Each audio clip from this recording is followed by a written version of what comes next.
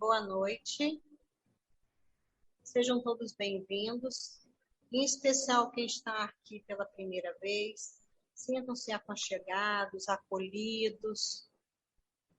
Então, para iniciar a tarefa da noite de hoje, do livro Fonte Viva, de Francisco Cândido Xavier, pelo Espírito de Emmanuel, a lição 134, busquemos o equilíbrio.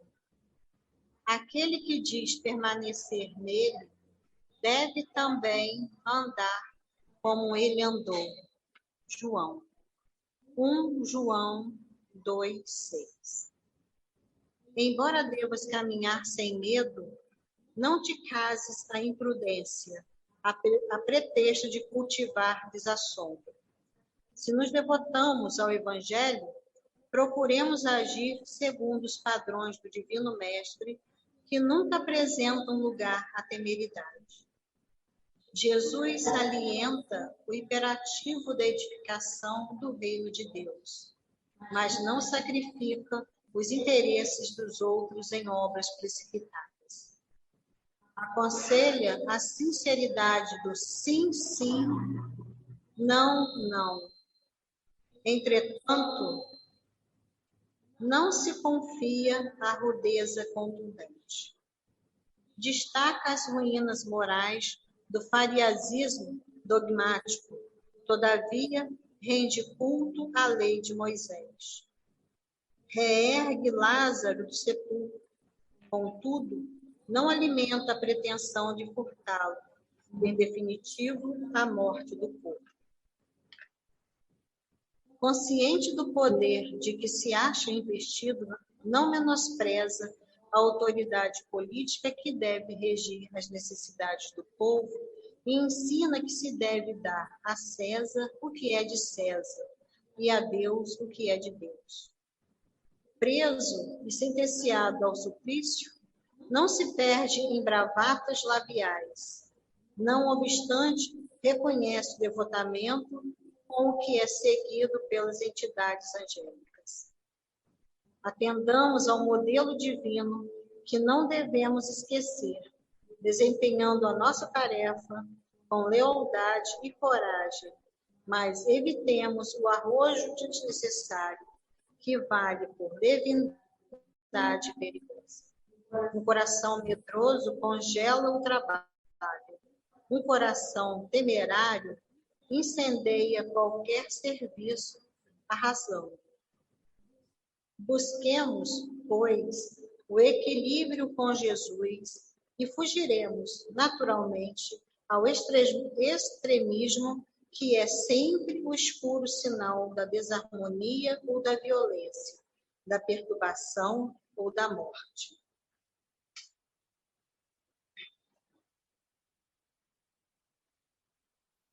Vamos agora elevar nossos pensamentos ao Deus, ao céu,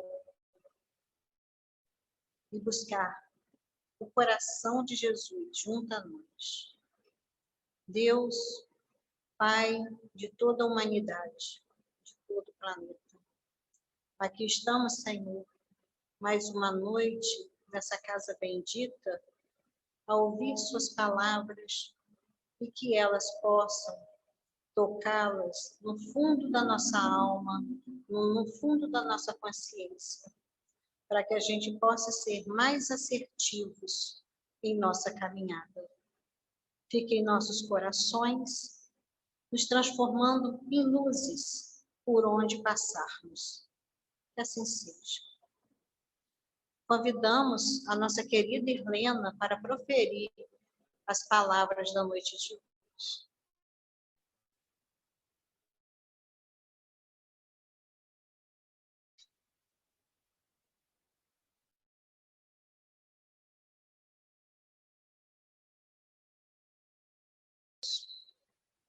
E para pensar tudo isso, o doutrinário da casa colocou esses temas. Então, nós já viemos de alguns, e quem não teve a oportunidade ainda de assistir, vale a pena, porque nos traz assim um conhecimento, uma reflexão bastante interessante, sabe?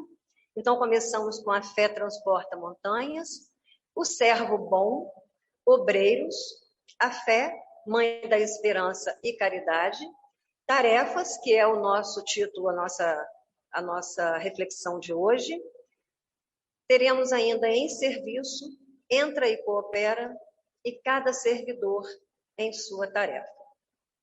Então, a nós hoje coube o título Tarefas, e nós vamos começar com o livro Caminho, Verdade e Vida, na lição 4, intitulado Trabalho. E Jesus lhes respondeu: meu Pai obra até agora, e eu trabalho também. E nós vamos começar pedindo para, quando começarmos aqui a ler o que Emmanuel nos trouxe, que nós possamos nos colocar no que ele propõe, que nós possamos pensar em nós. Porque algumas vezes, mesmo que de forma muito carinhosa, nós pensamos no outro e ficamos assim, essa palestra, esse estudo, fulano deveria estar aqui, fulano deveria ouvir, isso serviria para fulano. E nós convidamos a pensarmos em nós mesmos, como que nós nos vemos aqui. Então, Emmanuel começa colocando para a gente que nesse título Trabalho, e dentro da fala do Cristo, ele fala que em todos os recantos observamos criaturas queixosas e insatisfeitas. Quase todas pedem socorro. Raras amam o esforço que lhes foi conferido. A maioria revolta-se contra o gênero de seu trabalho. Então, somos nós essas criaturas queixosas, insatisfeitas, essas criaturas que pedimos socorro quase todo tempo. Somos essas criaturas raras que amam o esforço que o trabalho, que a tarefa oferece, oportuniza. Quem somos nós nesse texto? Quem somos nós? Como somos nós nessa fala? Né? Então, ele segue colocando para a gente. Os que varrem as ruas querem ser comerciantes. Os trabalhadores do campo prefeririam a existência na cidade. O problema, contudo, não é de gênero de tarefa, mas o de compreensão da oportunidade recebida. E aí nós vamos fazer referência ao Livro dos Espíritos, quando trata da lei do trabalho, que fica da questão 674 a 685. E algumas pessoas podem falar, mas nós já conhecemos, já ouvimos, já lemos, já estudamos várias vezes. Mas não é à toa que lá está. É para nós, de fato, entendermos o trabalho, a oportunidade, a tarefa, como se dá, quais são os caminhos, né? O que isso representa para a gente. Então, a partir do momento que nós consigamos entender de fato o que é esse trabalho em nossas vidas como uma lei natural, como uma oportunidade divina, nós talvez possamos mudar a nossa interpretação sobre o trabalho que nós desenvolvemos, sobre a tarefa que nós temos, sobre nossa responsabilidade. E aí talvez nós passemos a não reclamar tanto, a não nos colocarmos de forma tão insatisfeita diante da tarefa do trabalho oferecido. E Emmanuel continua para a gente. Mas Jesus veio arrancar-nos da morte no erro. Trouxe-nos a bênção do trabalho, que é o movimento incessante da vida. Para que saibamos honrar nosso esforço, referiu-se ao Pai, que não cessa de servir em sua obra eterna de amor e sabedoria e a sua tarefa própria, cheia de imperecível dedicação à humanidade. Então, o Cristo, ele próprio exemplifica o trabalho enquanto esteve conosco. Ele fez questão de falar, meu Pai trabalha até hoje e eu trabalho também, como forma, olha como o Emmanuel coloca para a gente, para que saibamos honrar nosso esforço. O Cristo se referiu ao Pai e a Ele mesmo. Olha que delicadeza, que coisa linda de ser colocada para a gente, né? Então, se o Pai trabalha, o Cristo trabalha, óbvio que nós também precisamos trabalhar. E aí precisamos também entender que o trabalho aqui nós estamos pensando de forma ampla. Aquele trabalho que nós desenvolvemos porque precisamos, o trabalho profissional para adquirir recursos para mantermos a nós mesmos, as nossas famílias, e também todo e qualquer trabalho útil, todo e qualquer tarefa que seja útil. Então, nós vamos ampliar esse trabalho, essa tarefa, pegando essas duas vertentes, né? Trabalho profissional e todo trabalho que seja útil. E aí nós vamos começar a entrar no livro Mestre de Amor, de Joana de Ângeles, psicografado por Divaldo, quando ela nos chama atenção para algumas coisas. A lição é a 29, intitulado Tarefas, que é o mesmo título da nossa noite, né, da nossa palestra de hoje. E ela começa colocando para a gente assim: gostarias de servir, guindado, porém, aos altos postos, e dirimirias muitas dificuldades, solvendo os aflitivos problemas que esmagam o povo. Como que nós gostaríamos de servir, de trabalhar? Como que é? Ela coloca isso para a gente, né? Elevados, numa posição elevada, numa posição superior, para que então pudéssemos solucionar os problemas que atrapalham, que incomodam, que dificultam, que esmagam o povo. Preferirias atuar em relevantes compromissos, nos quais a própria atividade se convertesse em repressão ao crime de todos os matizes, de novo nos trazendo a uma superioridade, a uma posição de poder, a uma posição de destaque, a uma relevância. E ela continua: pretenderias o trabalho nas altas esferas religiosas, comentando as necessidades das massas junto aos administradores do mundo e sugerindo roteiros iluminativos, libertadores. E se nós formos pensar, o que está por trás de tudo isso daqui, da forma como nós buscamos ou gostaríamos ou pretenderíamos que fossem as nossas tarefas, né? O que está por trás disso daqui? Estimarias a liderança na coletividade, favorecido pelos recursos que enxergas nos outros e lamentas serem inúteis onde se encontram. Quantas vezes, né? Uma posição de liderança, um cargo de liderança, de chefia, um grau superior que nos desce, porque nos dá talvez a impressão de que aquele poder tem mais recursos, tem mais elementos, tem mais condições de fazermos aquilo que nós gostaríamos de fazer, que é o muito, que é mais. A intenção é boa. Nós ficamos no desejo de ter mais, porque achamos que assim poderíamos mais fazer, poderíamos produzir mais, poderíamos responder de melhor forma, né?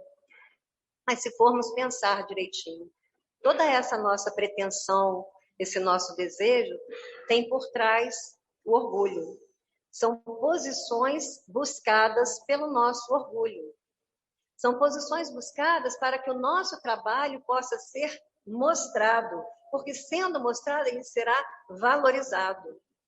E é isso que ela vai nos chamando a atenção, né? Então, ela segue dizendo: no entanto, não sabes as lutas das posições frontais. Desconheces, talvez, que todos eles, convidados pelas leis a atenderem às dificuldades dos outros homens, são igualmente homens em dificuldade. Gente, só estamos ocupando cargos e posições temporariamente diferentes.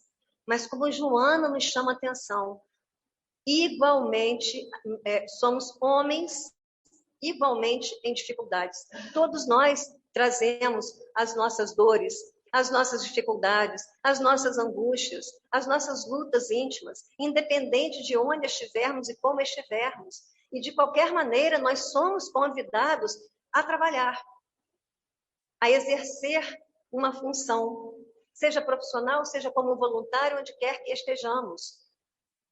E ela continua para a gente: atormentam-se, sofrem, choram e vivem com a máscara sobre o cariz, quer dizer, sobre o semblante, conforme os figurinos da política infeliz, ou os modelos da cultura em abastardamento, essa cultura deturpada, alterada, que nós pegamos como modelo.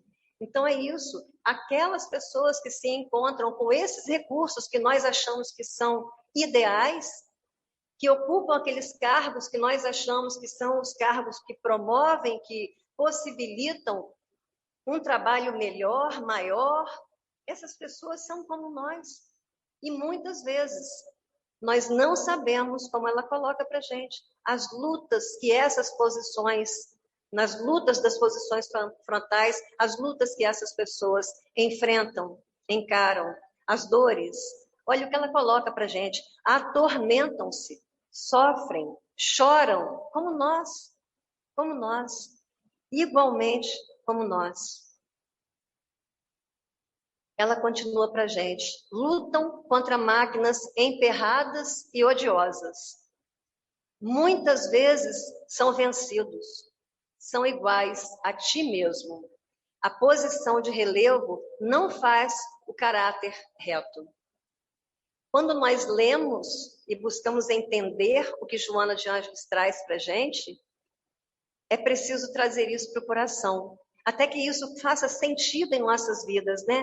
Como assim? Essas pessoas que nós achamos que estão melhor colocadas e que conseguem recursos para agirem de melhor forma, são iguais a nós mesmos? Sim, iguais a nós. E muitas vezes são vencidas. Quantas vezes nós estamos em tarefas e somos tomados pelo desânimo?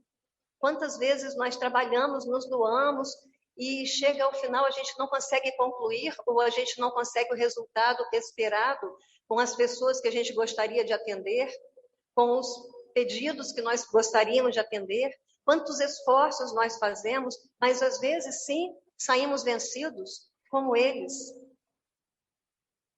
E ela conclui para a gente essa lição, que o problema social é mais complexo do que parece. E esse negrito nós colocamos para que, de fato, prestemos atenção. Podes, todavia, muito fazer, não de cima, mas de onde te encontras. Então, onde quer que nós estejamos, com o material que nós tivermos em mãos, da maneira como pudermos, nós seremos úteis. Por isso a fala dela de que o problema social é muito mais complexo do que parece. O que não nos falta é oportunidade de trabalho, de tarefa no bem. O que não nos falta é essa oportunidade de aprendizado, essa oportunidade de trabalhar os nossos corações, as nossas mentes, de estarmos convivendo com o outro, de estarmos ouvindo, acolhendo a dor do outro. Então, meus queridos, não é de cima, não é de onde nós encontramos, não é o lugar, não é a posição que vai nos dar a condição de fazermos o que precisamos que seja feito. E com essa fala dela, nós trouxemos uma fala do Mário Sérgio Cortella, um filósofo brasileiro muito, muito interessante nas falas, extremamente inteligente, com uma linguagem muito objetiva, clara, amorosa. E ele fala para a gente, é uma das frases, das tantas conhecidas dele: faça o teu melhor na condição que você tem, enquanto você não tem condições melhores para fazer melhor ainda. Então, que a gente possa agarrar, abraçar, acolher toda e qualquer oportunidade de trabalho, de tarefa, do jeito que ela se apresenta, e que façamos o melhor, buscando sempre fazer o melhor.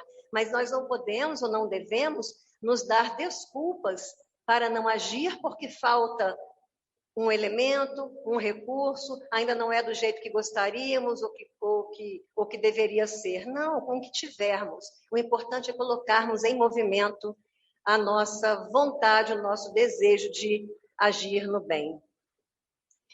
A Joana continua ainda na lição, eu falei para ela termina, não, mas continua na lição, falando para a gente que a enxada gentil que prepara a terra é companheira da pena que sanciona as leis agrárias de justa distribuição de terrenos. Tão bonito isso, né? 2 instrumentos completamente diferentes no peso, no formato, mas que funcionam como companheiros de trabalho no bem, quando utilizados para o bem. Olha a fala, a enxada é companheira da pena, da caneta, quer dizer, são instrumentos para o bem. Todas as tarefas do bem são ministérios divinos em que devemos empenhar a vitalidade sem esmorecimento nem reclamação. E aí, volto a me perguntar, né? Sou eu ou somos nós, essas pessoas que na tarefa do bem reclamamos? Ou nos empenhamos e seguimos e com coragem, com determinação, com vontade, sabendo que coisas ruins acontecem e que faz parte, que dificuldades também fazem parte, mas que nós não devemos desistir, esmorecer, entristecer. Como nós nos vemos, como nós nos sentimos diante das tarefas abraçadas por nós. Sem as mãos da humilde cozinheira, as mãos do sábio não poderiam movimentar o progresso humano. O que será que Joana quer dizer com isso, né? Sem as mãos da humilde cozinheira, as mãos do sábio não poderiam movimentar o progresso humano.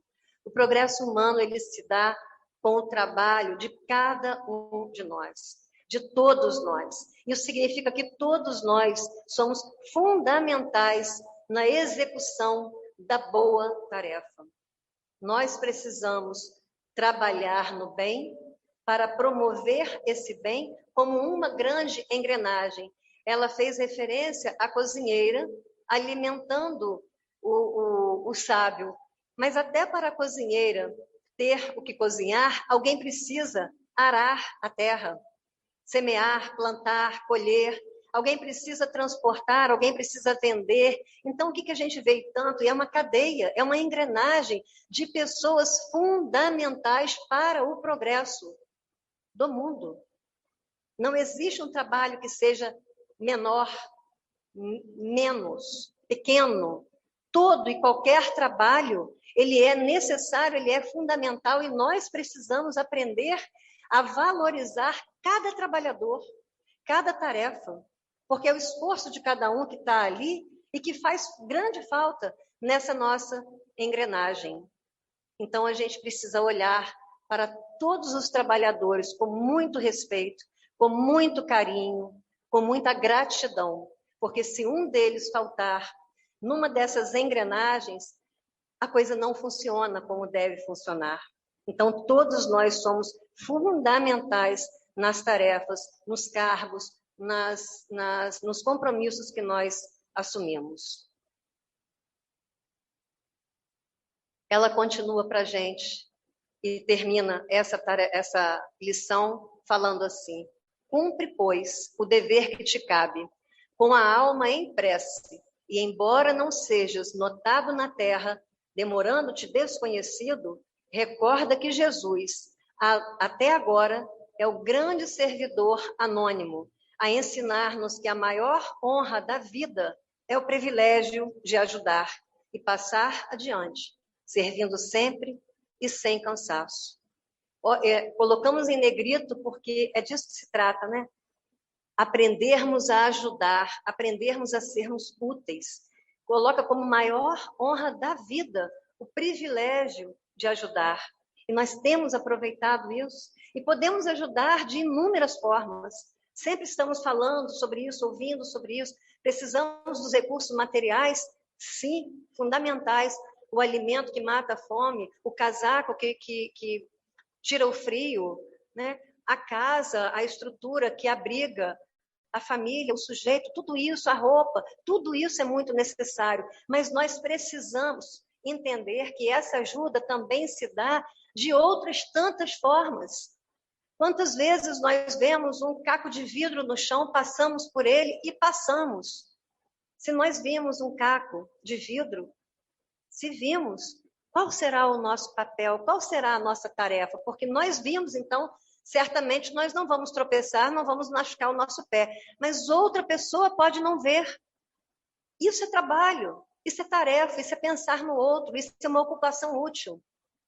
Então, toda e qualquer ocupação útil é trabalho. Então, que a gente possa ver nessas coisas um abraço, acolher, ouvir um companheiro, telefonar, apoiar no momento de dor, de dificuldade. São tantas as possibilidades que nós temos à nossa disposição para termos e usarmos esse privilégio de ajudar, mas também precisamos pensar sempre que toda e qualquer ajuda no bem, esse privilégio de ajudar, tem como base o amor.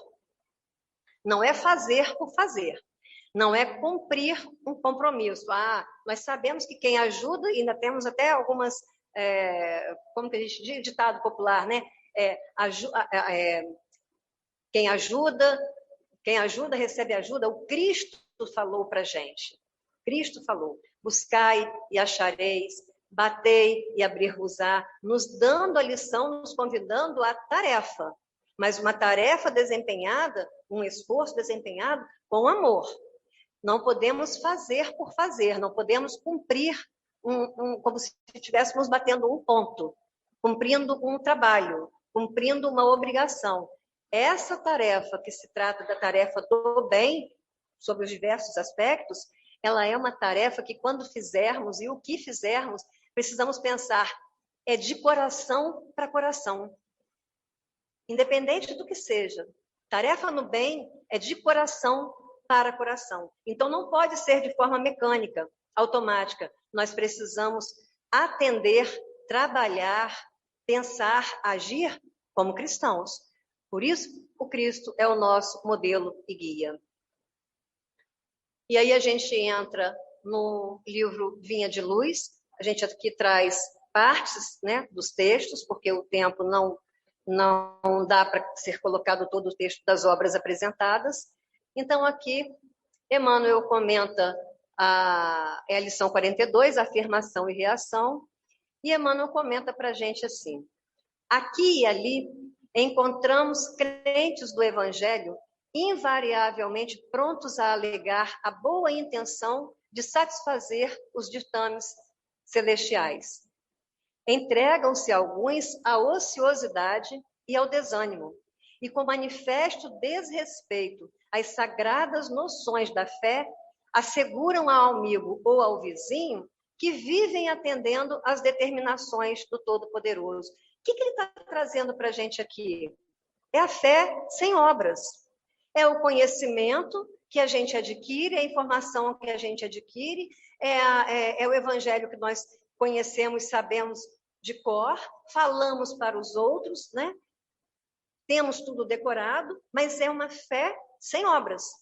Olha como ele traz para a gente, né? Entregam-se à ociosidade e ao desânimo, com manifesto desrespeito às sagradas noções da fé, ou seja, nós não estamos entendendo o que é a fé.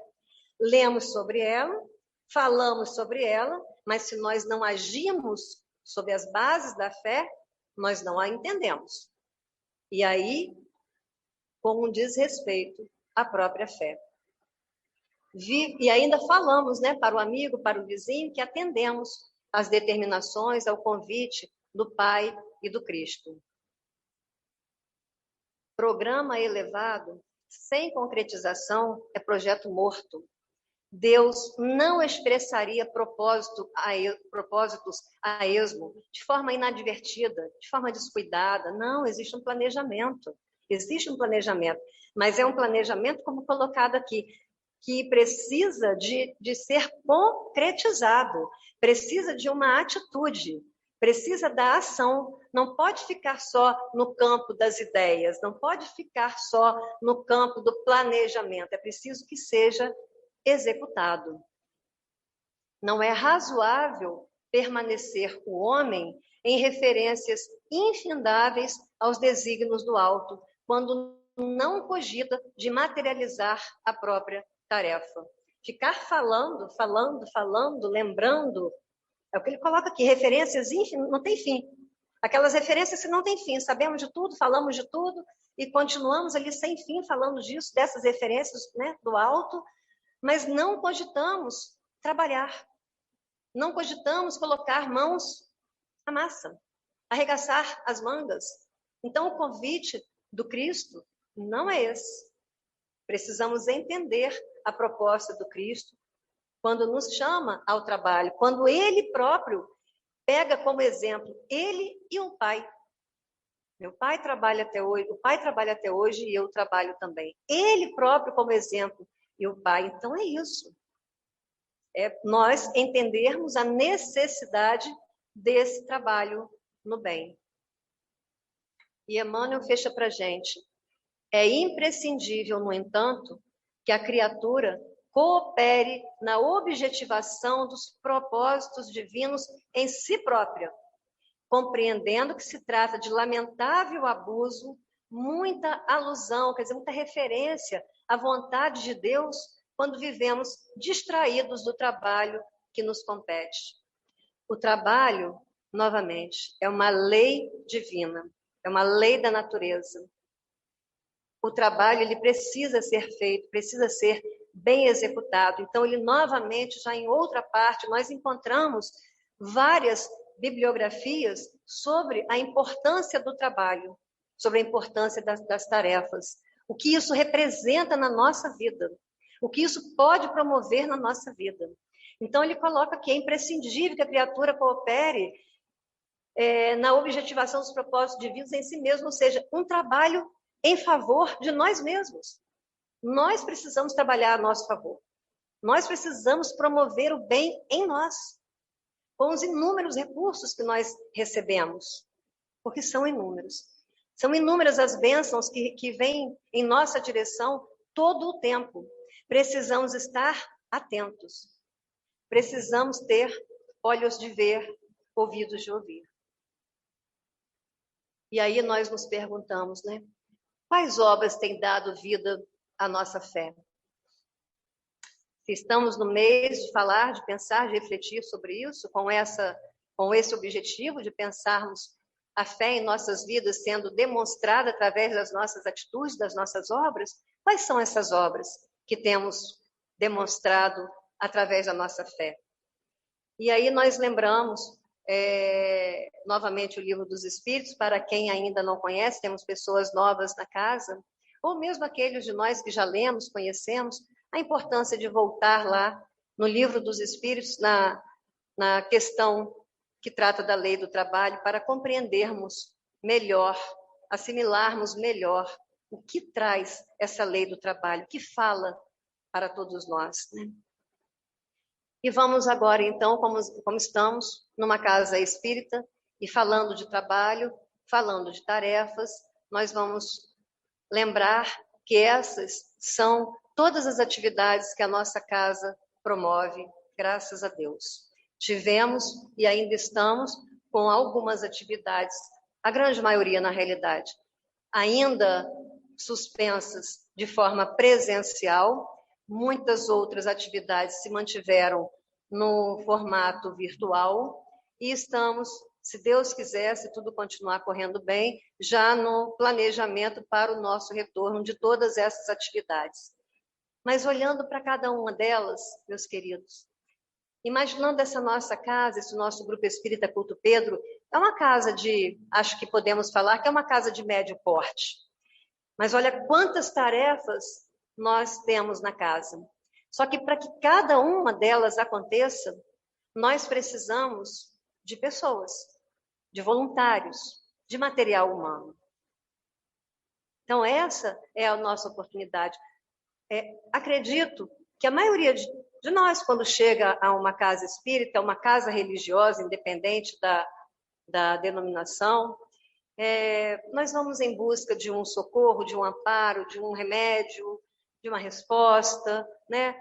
Na grande maioria das vezes, nós chegamos a casa trazendo as dores, as dificuldades. Então, este é o momento de sermos acolhidos, tratados, amparados. Mas depois que nós somos tratados, depois que nós nos sentimos um pouco mais fortalecidos, é preciso que a gente olhe para essa casa que tanto amor nos deu, que nos oportunizou esse tratamento. É preciso que a gente olhe para essa casa como uma oportunidade de trabalho, de tarefa. Porque lembram da engrenagem que nós falamos lá atrás? Aqui também é uma engrenagem. Então, nós precisamos fazer com que essa usina de amor se mantenha.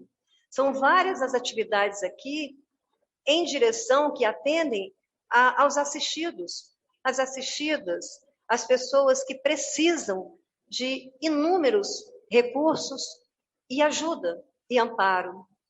E independente de nós estarmos mais fortalecidos ou menos fortalecidos, ainda um pouco fragilizados, nós precisamos estender as nossas mãos. Estender as mãos para pedir, estender as mãos para oportunizar, para estender as mãos para nos colocarmos à disposição e também estendermos as mãos para agradecer. Mas é esse movimento incessante que nós precisamos ou devemos buscar em nosso coração. Então, algumas dessas atividades já estão voltando. Se alguém sentir em seu coração o desejo de participar, de conhecer, vamos conhecer a nossa casa, a casa que nós frequentamos, vamos saber como é cada atividade dessa, vamos procurar o coordenador das atividades, voltou, está para voltar, qual é o formato? Vamos entender se nosso perfil se enquadra nessa atividade ou se é melhor em outra, qual habilidade nós temos, ou o que gostaríamos de aprender a fazer para sermos úteis, para trabalharmos no bem, para ajudarmos, porque nós somos muito ajudados, muito. Muitas vezes nós não nos damos conta do amparo que recebemos.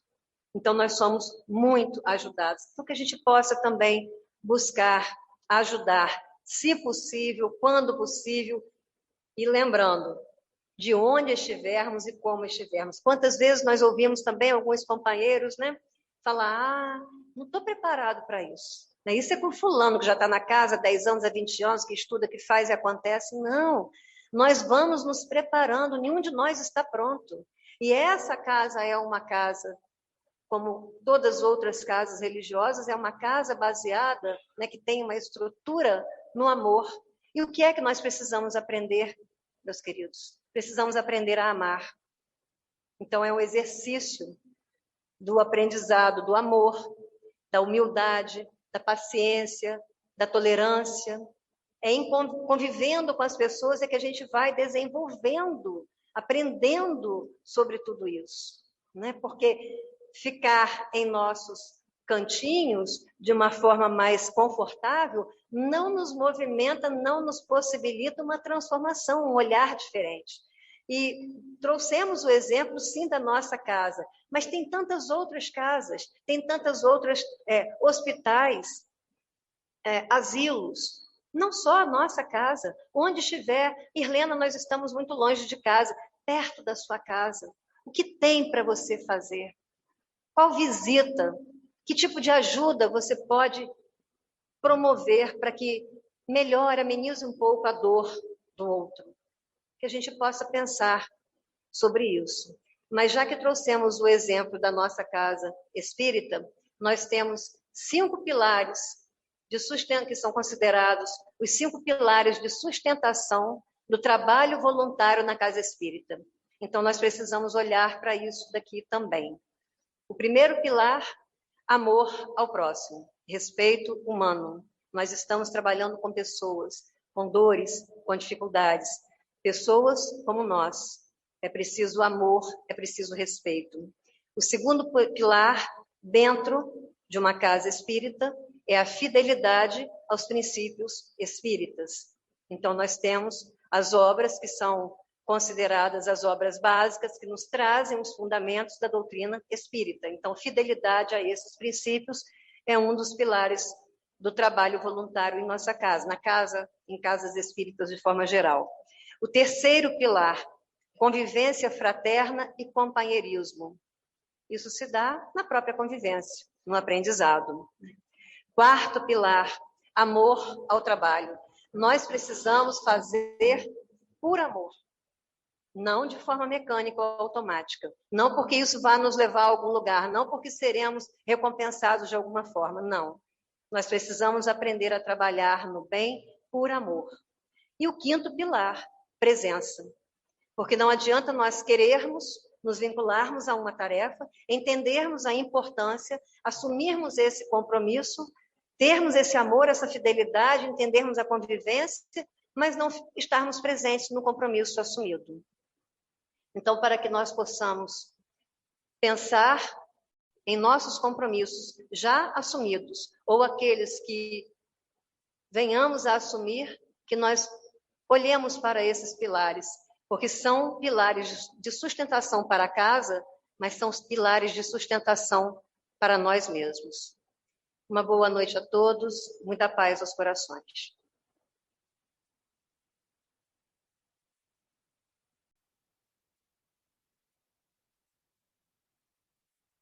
Obrigada, Helena, pelas reflexões da noite de hoje. E antes de finalizarmos, faço um convite a todos que visite aqui ao lado a livraria Dr. Gustavo. Então, lá nós temos diversas literaturas, desde o infantil até a idade adulta, né, a melhor idade. Então, fica aí o convite, a livraria vai estar aberta ali após a reunião. E agora nós vamos convidar os médiuns passistas para que se posicionem no salão para o passe coletivo e logo após a prece de encerramento. Vamos aguardar só um minutinho ali, uma musiquinha de ambientação.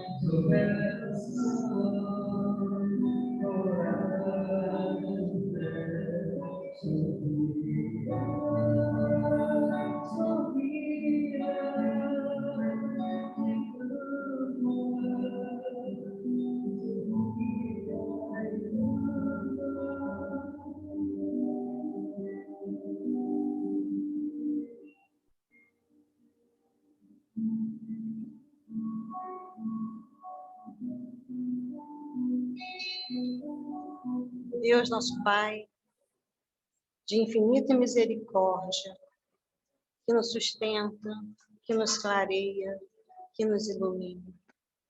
Que tenhamos o coração regado de amor ao próximo, de amor ao bem. Que essa noite, Senhor Jesus, Nossa Senhora, Mãe de todos nós, interceda por nós. Que nos livre, que nos guarde, que nos cubra com seu manto de luz e de amor, hoje e sempre, Senhor Jesus. Obrigada a todos. Boa noite.